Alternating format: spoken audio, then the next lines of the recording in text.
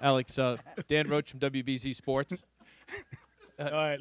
Just a thought on Story was saying a few minutes ago that the job's not done yet. Along those lines, how you managed tonight with this one singular game, trying to get a win, and where did you develop the mentality to go for the jugular each and every game during the playoffs? I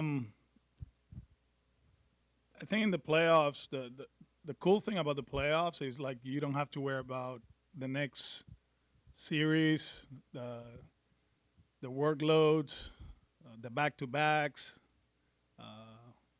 I have to play this guy because he hasn't played in a while. It's just what happened in that day, that night. That's the cool thing about it. Something, Dave. I mean, Dave. That year, I learned so much from him. Like, kid, you got to keep going. Like there's no tomorrow. Win today, and then we'll see where we at the next day.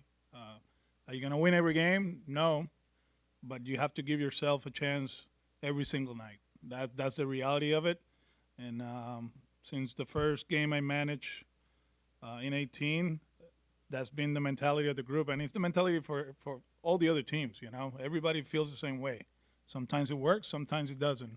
But the old man, I hate my bad, I said it. Dave was he's gonna kill me for that one. But he from the get-go, that's what he wanted, and that's the mentality I have. Tara on the right.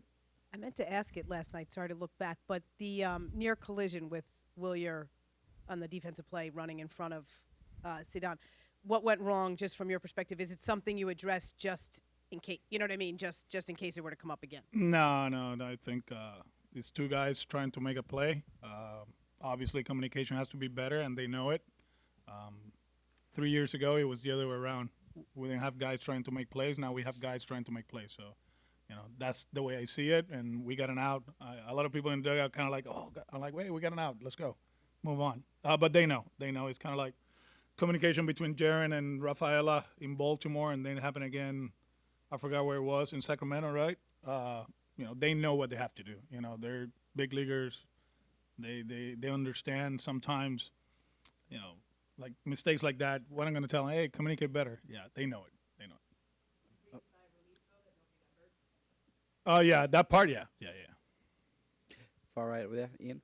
Yeah, Alex, your team has obviously won a lot of games in this building this year. How much do you think that will impact your players' confidence going into Game 2 tonight and the rest of the series? Yeah, I think coming here, like I said, it's a place we know, and we know it's going to be loud. It's going to be fun. It's a great place to play. We've been successful this year. We have struggled other years. I think what is going to motivate us is we got a chance to go up north if we win, right, to move on. And this is something that we've been talking about for a while. When you get to October, then you make a run, right? It's not just getting to October. We want to win the World Series, and just happens that we're here in this stadium. Like I said, we had some good days and bad days, and hopefully tonight is a good one.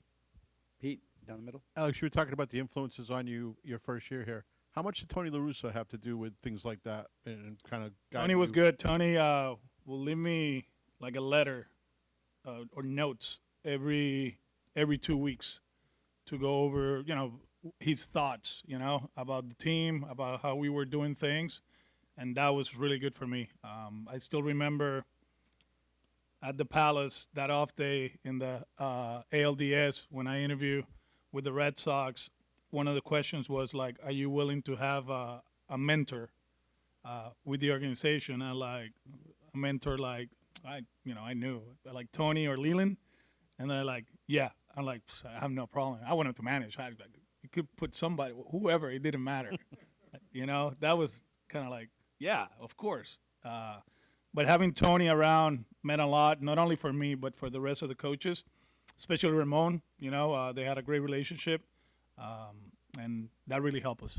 Did he have anything to do with the, kind of the aggressive posture in the postseason? Was that something he? No. Okay. No. He never told us how to do things or what to do. He just left his notes, and then from there we learned. Okay, straight back on the right.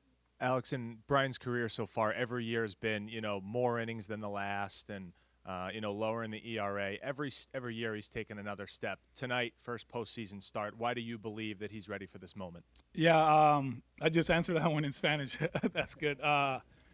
Throughout the season, you could tell that he's a more mature kid. I remember last year we had this, he cannot pitch in day games, and now he can pitch on day games, and I think what happens off the field has helped, His family's around. I still haven't seen the Netflix thing, but I know that there's a part there that I had a conversation with him about his family, how much he misses it, and we had to help him out.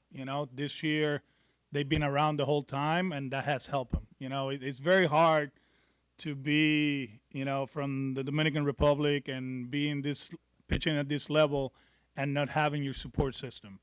And I honestly believe that that's what pushed him to be the pitcher he is right now. The stuff is really good. We know that. He's a guy that has developed the cutter, has used the four-seamer now. I still remember an outing here 2 years ago or 3 years ago that we wanted him to throw the changeup 40% of the time. That was a conversation before the game, and now is the total opposite, right? He has so many weapons that I'm not saying the changeup is his worst, but it's not the same changeup as a few years ago, and he's still a good one. So very versatile, a good kid that I told him yesterday, enjoy it, bro. Go out there and have fun, and hopefully he does. Okay, on the right in the back, Gabe. Hey, Alex. How challenging has this been to try to do this without Roman's presence in the lineup, and especially since you've had to kind of recreate the offensive identity on a couple different occasions this year? Yeah, I mean, we started with the two big boys hitting in the middle of the lineup, right? Casas and Rafi. Casas get hurt, Rafi gets traded. The kids come up, they get hurt, and guys, that are good baseball players are doing their job. Eden, Sogi, they've been really good for us. Hammy has played a lot better lately.